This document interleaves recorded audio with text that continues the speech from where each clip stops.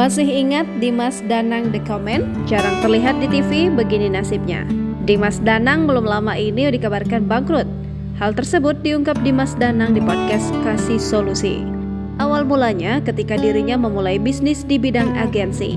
Lalu Dimas melanjutkan ceritanya, ia mengatakan jika memang dirinya terlalu percaya kepada orang lain. Lantas ia mengibaratkan jika bisnisnya adalah proses penanaman modal tanaman yang kurang baik. Dimas pun juga sempat menyalahkan orang lain karena banyak pihak yang tidak mampu mengelola bisnisnya. Akhirnya Dimas pun mengakui bahwa dirinya memang tak menguasai ilmu bisnis. Bahkan dirinya tak paham tentang laporan keuangan di perusahaannya sendiri. Kini Dimas mengungkapkan jika perekonomiannya berangsur membaik.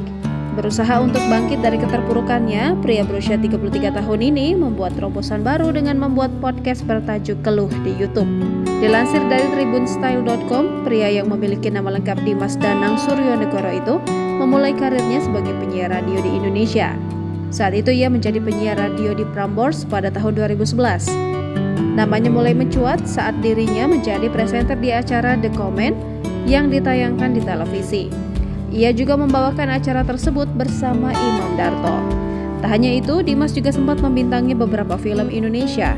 Adapun film yang populer diperankannya pada tahun 2019 yaitu film Gundala.